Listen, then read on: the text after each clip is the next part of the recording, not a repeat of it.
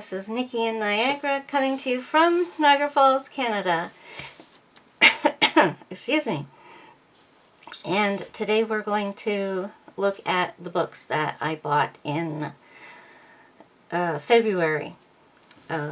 So, going to start as always with my abominable, I can't have such a hard time saying that word. Abominable book club books. So since you've seen it, I'll start with this one. And where's my, I'll put this down. That stops the blurriness. So this is the Gently Used book that I got. Stephen King, Mr. Mercedes. I was kind of surprised that they send out a Stephen King book because a lot of people have his books. So there's a good chance you'll send someone a book that they already have. However, I don't have this, so I am happy, and I haven't read it either. So that's a good thing. I'm actually in the process of reading Stephen King's books in chronological order, so I'm going to be going on to Misery pretty soon. I wouldn't normally read the back of a Stephen King book, but this is just really short, so in case you don't know what this one is about. Who is going to be the fish in this relationship, and who is going to be the fisherman? Bill Hodges, retired cop, tormented by the Mercedes massacre, a case he never solved. Brady Hartsfield, perpetrator of that notorious crime and preparing to kill again. Now each is closing in on the other in a mega stakes race against time from worldwide best-selling master of suspense, Stephen King.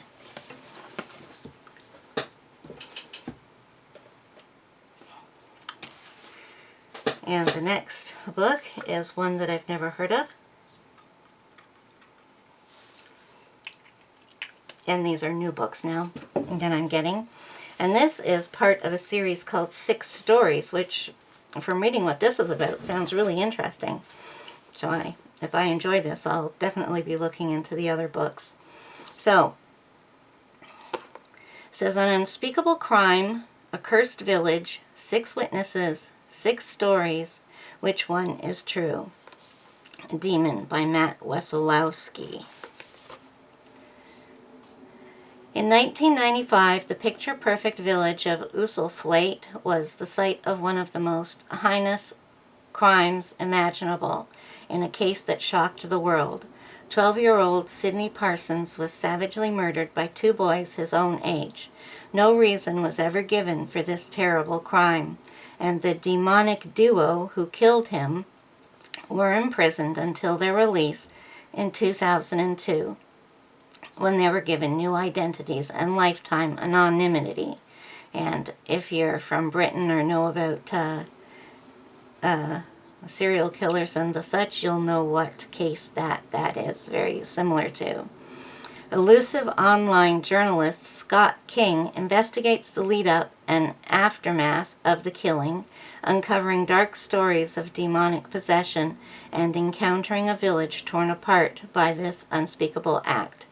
And as an episodes of his 6 Stories podcast begin to air, and King himself becomes a target of media scrutiny and the public's ire, it becomes clear that whatever drove those boys to kill is still there, lurking, and the campaign of horror has just begun.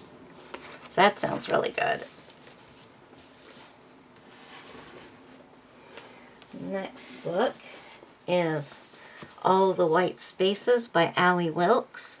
In the darkness of the polar night, something terrible is waiting.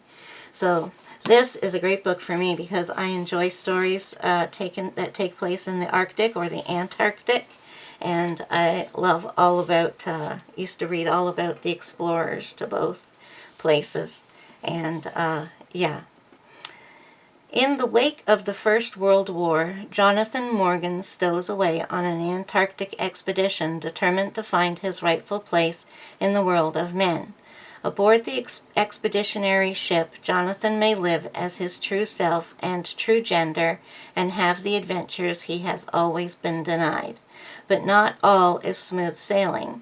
The war casts its long shadows over them all, and grief, guilt, and mistrust skulk among the explorers. When disaster strikes in Antarctica's frozen Weddell Sea, the men must take to the land and overwinter somewhere which immediately seems both eerie and wrong, a place not marked on any of their part-drawn maps of the vast white continent. Now completely isolated, Randall's expedition has no ability to contact the outside world, and no one is coming to rescue them. In the freezing darkness of the polar night, where the aurora creeps across the sky, something terrible has been waiting to lure them out into its deadly landscape. Ooh, well, that sounds good.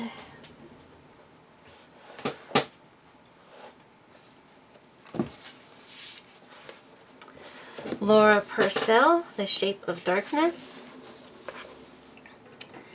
As the age of the photograph dawns in Victorian Bath, silhouette artist Agnes is struggling to keep her business afloat.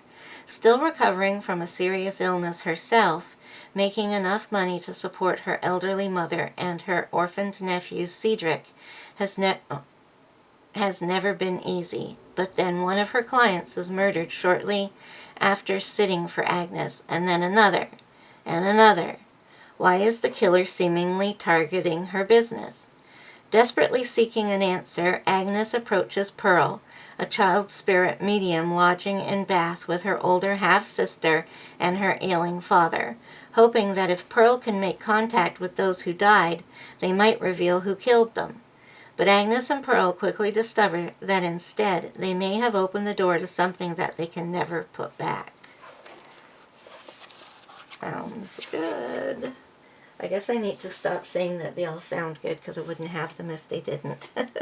So here's another book for my Valancourt book collection. Act of Darkness by Frances King. So this was a new release. A gripping murder mystery and a chilling meditation on the nature of evil. The scene is 1930s India during the waning days of British colonization. And I haven't read it in a really long time, but I used to really enjoy reading books that took place during the British Raj. So yeah, this setting has got me. The Thompsons, a prosperous and respectable English family, are enjoying a summer at their beautiful villa when a brutal murder is committed that will tear the family apart.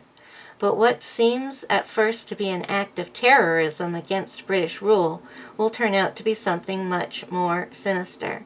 After a series of surprising twists and turns, the truth behind the abominable crime will at last be revealed, an explanation far more shocking than anyone could have ever imagined.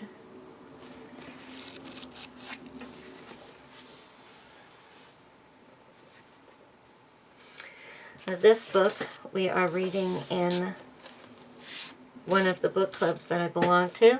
I believe it's called Horror 24, I think is the one that's reading this. It's called The Other by Thomas Tryon.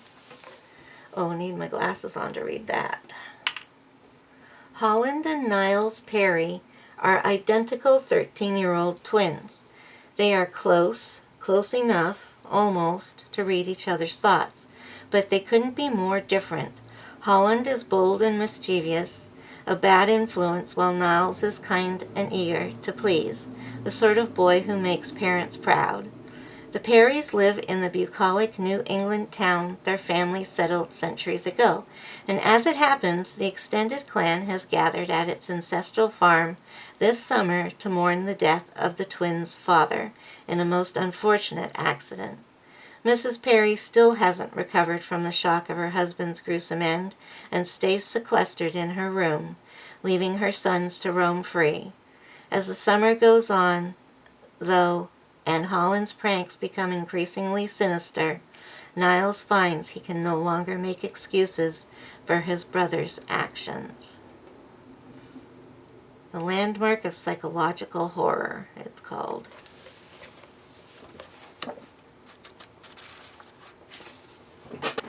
Next up is The Tenant by Katrine Engberg. husband gave this to me as a Valentine's Day present.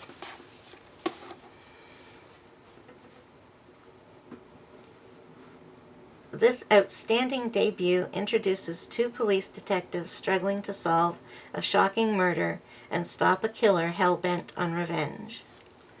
When a young woman is discovered brutally murdered in her own apartment with an intricate pattern of lines carved into her face, Copenhagen police detectives Jep Corner and Annette Werner are assigned to the crime.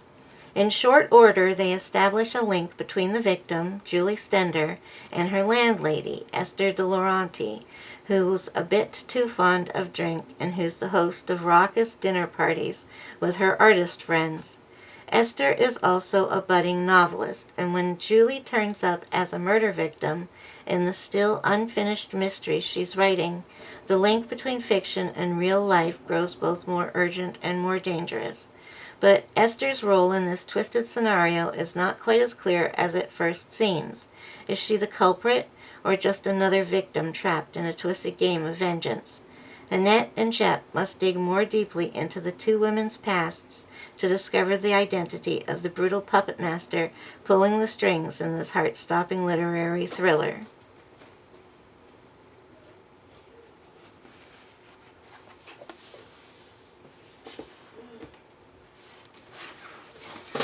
Then we have The Awakening by G.J. Faherty, and this is a Flame Tree Press book. I like these books. They look nice all lined up on the shelf together. And so they publish books of horror, fantasy, and thrillers, I believe. 50 years ago, Father Leo Bonaventura, a young exorcist, cast a demon out from a boy in Central America. But the demon, Asmodeus, vowed revenge. Now the demon has returned, eager for his vengeance. Bonaventura is a retired priest nearing the end of his life in a small town. The possession of an innocent little girl brings together an unlikely group, all linked in some way by their past. A team of paranormal investigators, including twin psychics, a defrocked priest with a dark secret that only the twins know, and a father whose dead wife was a college girlfriend of the priest. They must all join forces to help Father Bonaventura rid the town not only of Asmodeus, but also the poltergeists that have followed the demon into our world. Looks good. And then I picked these two up because I was, for some reason I took a look at his work. I guess I heard a booktuber talk about him, so I went and looked him up. His name is Eddie Generous, and two of his paperbacks were on sale for $4.99, so I decided to pick them up. These are basically novellas. What Lurks Beneath by Eddie Generous. Anna Narroway has made some bad decisions and has known some bad luck, but she sees a chance at getting her life back on course, and alongside her son, Max decides to rob the strange old doctor's mansion while he's on vacation. The old man is a hermit and has stacks of cash hiding in his home, but it's what's beneath his home that is more incredible. Through a soggy floor, Anna and Max fall deep into the massive laboratory of the maniac scientist and his giant, incredible creatures. Anna and Max must use their wits and their will to survive the ordeal and make it out of the underground lab before they become another meal for the monstrous beasts lurking under the estate. Can they escape with their lives after discovering what lurks beneath? The odds aren't very good.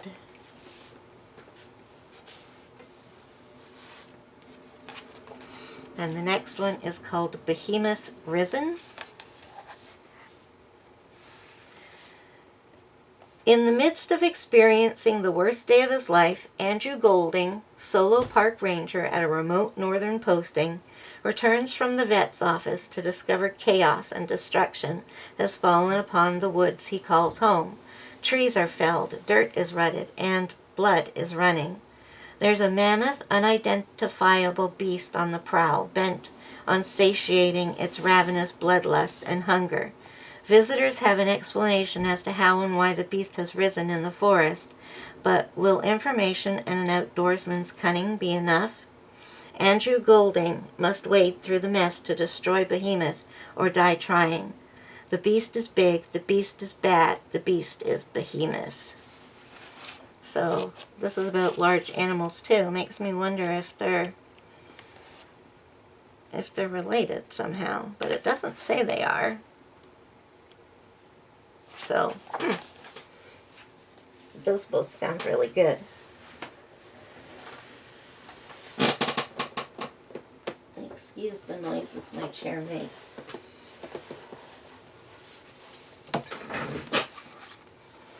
Okay, this book I got from my sister in February's gift exchange. It's The Inheritance Game by Jennifer Lynn Barnes. I'm not sure if this is the start of a series or if it's a standalone. Perhaps the back will tell us. Just let me have a sip of my pop.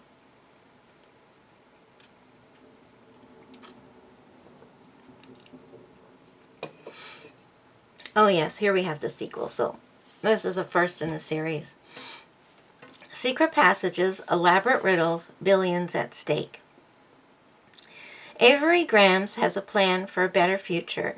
Survive high school, win a scholarship, and get out. But her luck changes in an instant when billionaire Tobias Hawthorne dies and leaves her virtually his entire fortune. The only catch? Avery must move into his sprawling mansion full of secret passages, riddles, and codes. Unfortunately for Avery, Hawthorne House is also occupied by the family that was just disinherited. This includes the 4 Hawthorne grandsons, dangerous, magnetic boys who grew up with every expectation that one day they would inherit billions. Heir apparent, Grayson is convinced that Avery is a con woman, and he's determined to take her down. But his brother Jameson views her as their grandfather's last hurrah, a twisted riddle, a puzzle to be solved. Caught in a world of wealth and privilege with danger around every turn, Avery will have to play the game herself just to survive. So yeah, this sounds good. It's kind of thick, but it's got big words, so it shouldn't take long to read. Now this box I did get a lot of Flame Tree press books that were on sale at book outlets, so I picked up quite a few of the horror and kind of gothic mystery type things. So In Darkness, Shadows Breathe by Catherine Cavendish. You're next. Carol and Nessa are strangers, but not for much longer. In normal circumstances, their paths would never have crossed, but these circumstances are far from normal. They are in the hands of an entity that knows no boundaries and crosses dimensions, twisting time itself where danger waits in every shadow. The battle is on for their bodies and souls, and the line between reality and nightmare is hard to define.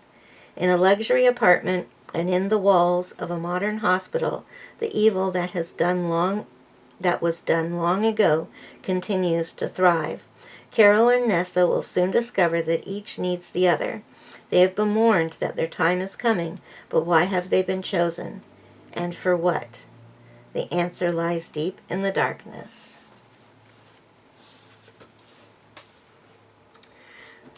Another Flame Tree Press.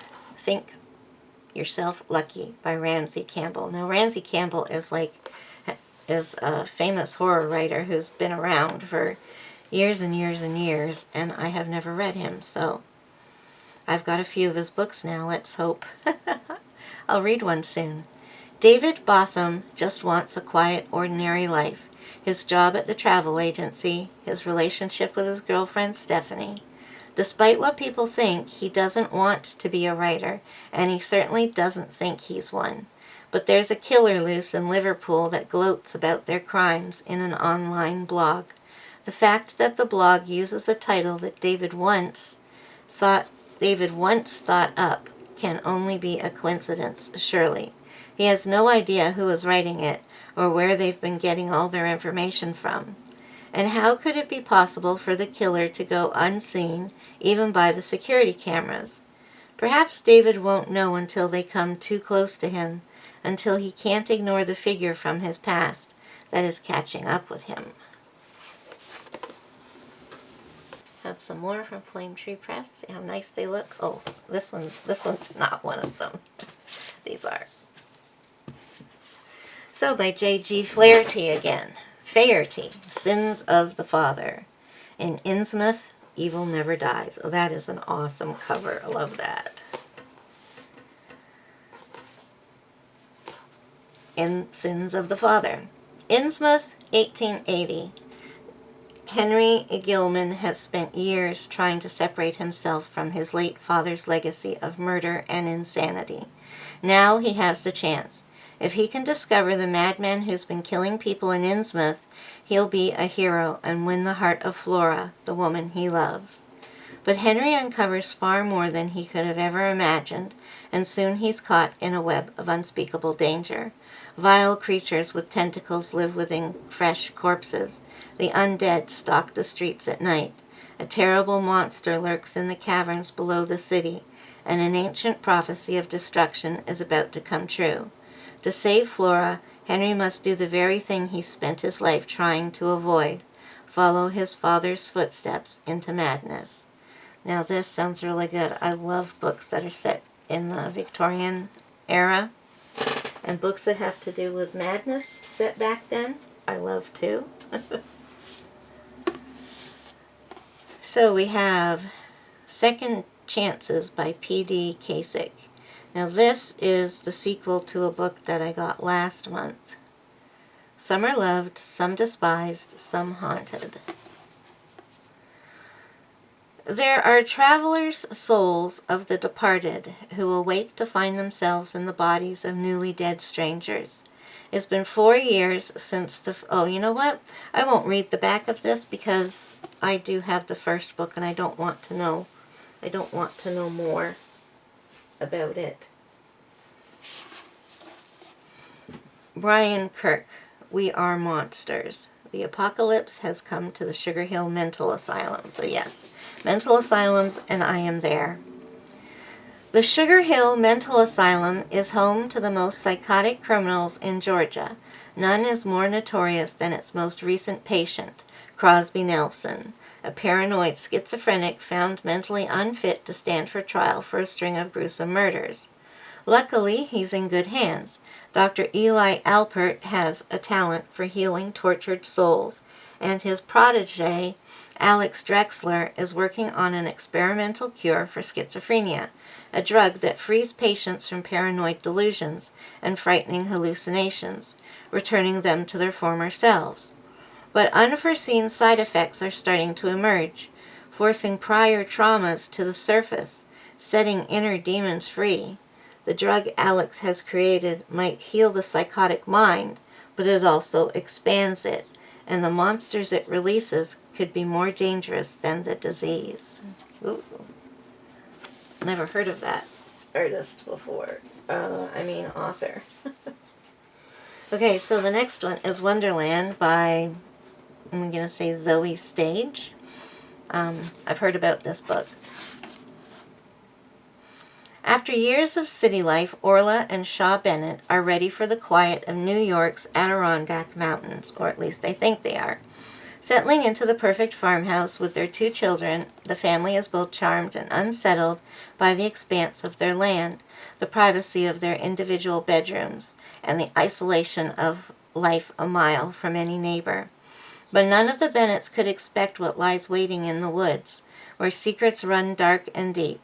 When something begins to call to the family from under the earth, beneath the trees, and within their minds, Orla realizes she's the only one who can save them from a sinister force if she can find out what it wants before it's too late.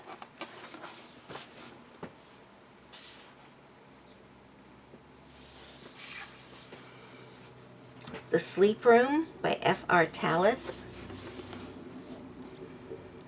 When Promising Psychiatrist, see, I like these kinds of books. Just when promising psychiatrist James Richardson is offered the job opportunity of a lifetime, he is thrilled. Setting off to take up his post at Wilderhope Hall in deepest Suffolk, he doesn't look back. One of his tasks is to manage a controversial project, a pioneering therapy in which extremely disturbed patients are kept asleep for months. As Richardson settles into his new life, he begins to sense something uncanny about the sleeping patients. 6 women forsaken by society. Why is the trainee nurse so on edge when she spends nights alone with them? And what can it mean when one night all the sleepers start dreaming at the same time? It's not long before Richardson finds himself questioning everything he knows about the human mind as he attempts to uncover the shocking secrets of the sleep room. Ooh.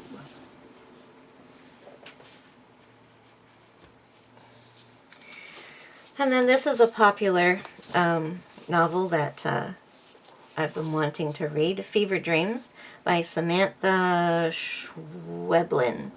And this is almost, well, I mean, it is a novella, even though it calls it a novel. It's not very thick, and the words are ginormous with big spaces between them. So, a young woman named Amanda lies dying in a rural hospital clinic. A boy named David sits beside her. She's not his mother. He's not her child. Together they tell a haunting story of broken souls, toxins, looming environmental and spiritual catastrophes, and the ties that bind a parent to a child.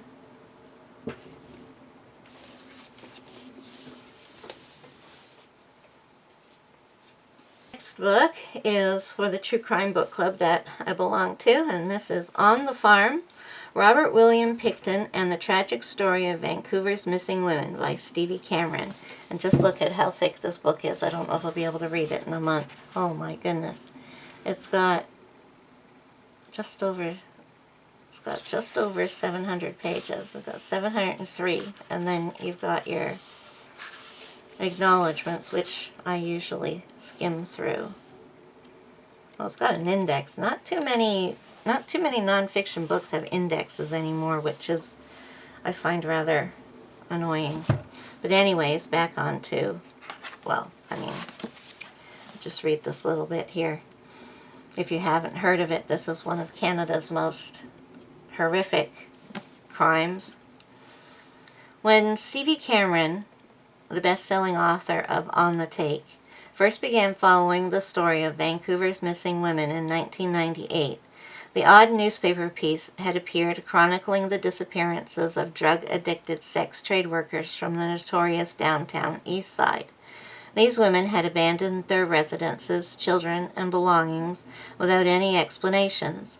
The patterns of their lives came to an end without any apparent reason, yet it took years of pleas from the women's families and friends before the police began what would become the longest and most expensive criminal investigation ever conducted in Canada.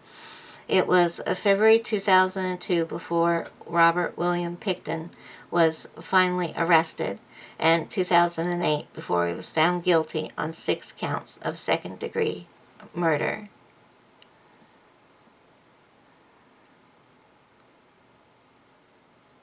Covering the case of one of North America's most prolific serial killers from inside 2 British Columbia courthouses and through extensive interviews with police, Picton's acquaintances, and women who survived, Cameron masterfully tells this unprecedented and horrifying tale of true crime. Yeah, see, one thing it doesn't say here is that this is a pig farm, and that's, if you can do a little bit of thinking of what a serial killer who lives on a pig farm is going to do, you'll get the point as to why this is so horrific. So keep that one out because I'm reading it this month. And the last a book club that I belong to. I figured I can read 3 books for 3 book clubs. What we'll see if I can keep up. Is The Paris Apartment by Lucy Foley. Now, I just absolutely love books that take place in an apartment complex or in a gated community or just in a neighborhood, on a street. I just love those kind of stories. They don't even have to be horror or thrillers, just any. So actually, if you could recommend books that center around what I've just described, let me know. They can just be plain normal books. Meet the residents of number 12, Rue des Amants, a beautiful old apartment building in the City of Light. The socialite, the nice guy, the alcoholic, the girl on the verge, the concierge. Everyone's a neighbor, everyone's a suspect, and everyone knows something they're not telling. See you in Paris. And now there's a whole write-up on there, but I haven't read it and I'm not going to.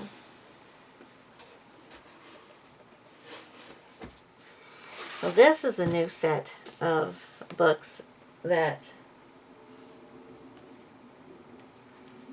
Hang on a second. Where... Oh, there we are. Sorry. Okay, so this is well, it's not new. It's been around for ages, but I just found out about it. It's called the British Library Tales of the Weird. And these are mostly stories that were written a long time ago. And each one centers around a theme. Like this one is called Minor Hauntings, Chilling Tales of Spectral Youth.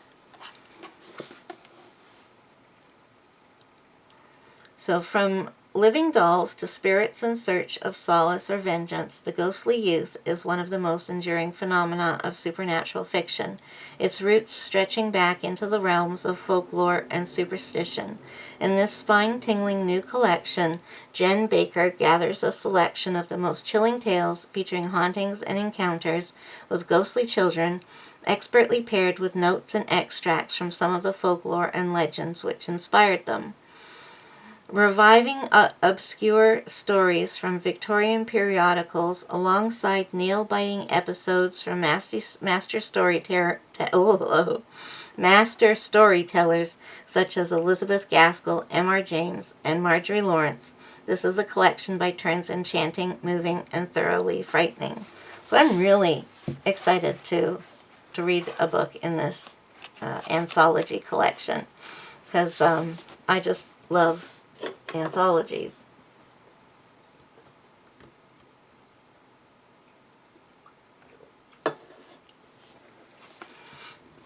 And literature from the Victorian era.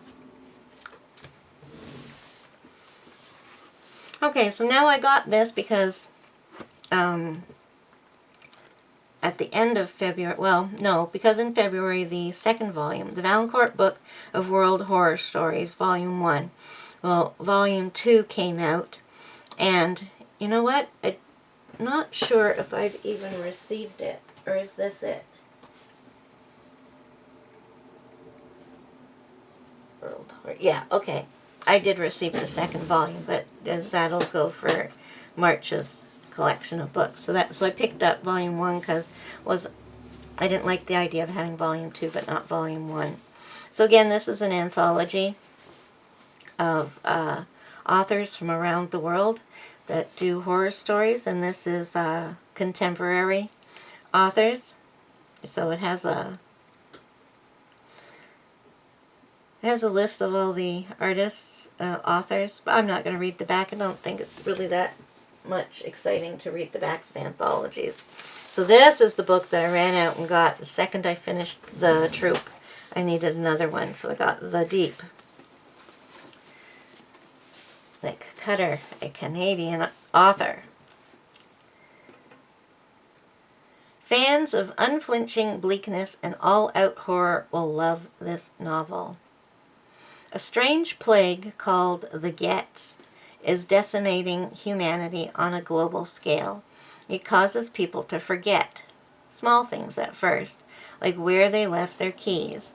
Then the not-so-small things, like how to drive or the letters of the alphabet. Their bodies forget how to function involuntarily. there is no cure. But far below the surface of the Pacific Ocean, a universal healer hailed as ambrosia has been discovered. In order to study this phenomenon, a special research lab has been built 8 miles under the sea's surface. When the station goes incommunicado, a brave few descend through the lightless fathoms in hopes of unraveling the mysteries lurking at those crushing depths, and perhaps to encounter an evil blacker than anyone could possibly imagine. So things that take place in under the water and in space, where people live on planets where they can't go outside because there's no air, they really scare me, because I'm like afraid of holding my breath. And if I watch somebody like dive under the water and it shows you them diving under there, I hold my breath while they obviously are holding their breath, and I can't hold my breath for more than like 4 seconds. So it's really it really frightens me. Okay, so if I just reach down here a bit, I can get the last few books out.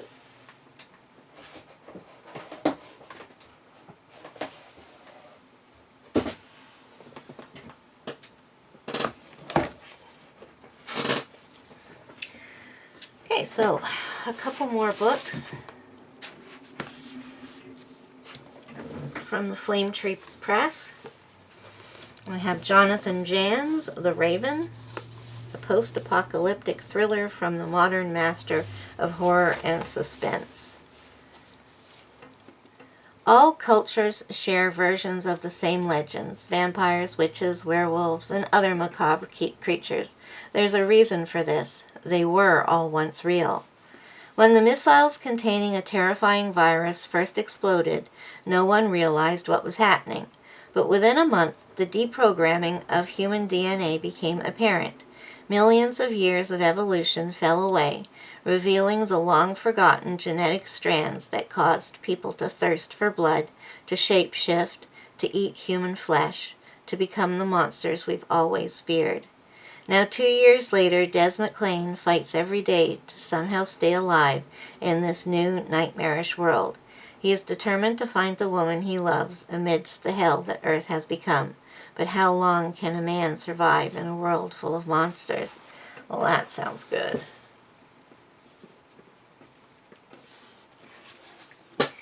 Tim Wagoner, The Forever House. In the quiet suburban town of Rockridge, a new family has just moved into a cul-de-sac. The family is odd, but their neighbors don't know just how strange the newcomers really are. See, that's the setup of people living on a cul-de-sac, so I love that kind of story.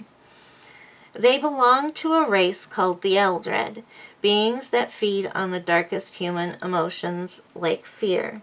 They always seek a tainted place to live, a place where a tragedy has occurred, and their latest home is perfect, the site of a recent terrible murder-suicide.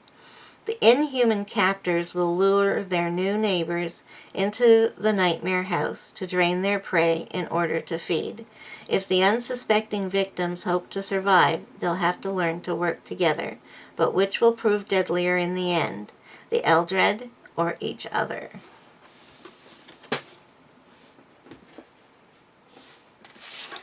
Jennifer Hillier, A Jar of Hearts. I've read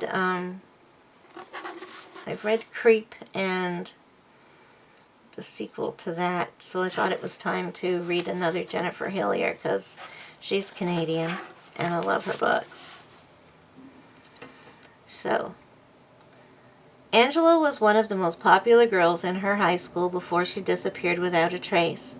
Nobody ever knew what became of her, not Georgina, her best friend, nor Kaiser, who was close with both girls. Then 14 years later, Angela's remains were discovered in the woods near Gio's childhood home, and Kaiser, who became a detective with the Seattle Police Department, finally learned the truth. Angela was a victim of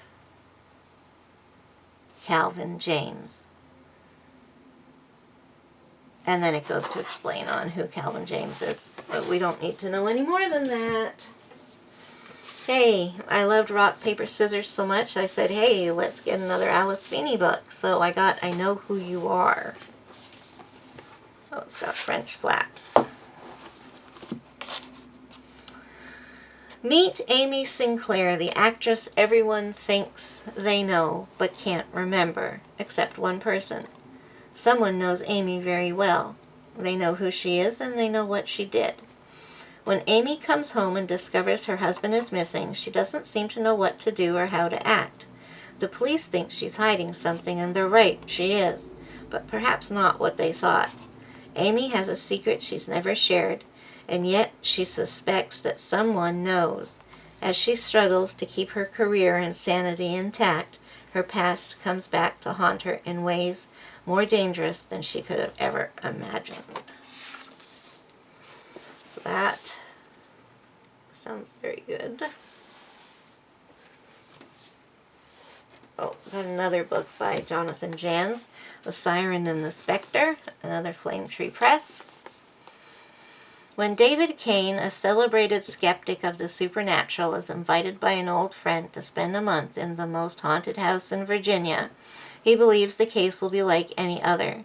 See, I like books about houses, too. Whether it's just like about the generations that grow up in a house, or just the family who moves into a house and then, that's a creepy book. But Alexander House is different. Built in the 1700s by a land baron to contain the madness and depravity of his eldest son, the house is plagued by the shadows of the past and the lingering taint of bloodshed. David is certain there will be a way to explain the supernatural occurrences and write a best-selling book about his experience, but David himself is haunted, as 22 years ago he turned away the woman he loved, and in despair she took her life. Now David is forced to look into his past as he begins to suspect she's followed him to the Alexander house. Cool. And the last book I won't read a synopsis of. It's called Mallory, and it is by Josh Mallerman, and it is the sequel to Bird Box. So I haven't read that yet, so I don't want to know, oh wow, the words are large in this book. So that's it, folks. That's all the new books that came into my house in February. That's a lot, I know. That's because I did a book outlet order. They've just had so many good things on there lately that I've wanted, but I've noticed lately that things are slowing down in the types of books I like, so maybe I won't get a box this month, but we'll have to see. Depends on if they have a good sale or not. Okay, so thank you so much for letting me share these books with you, and I hope you enjoyed finding out about them as well. So until next time, bye!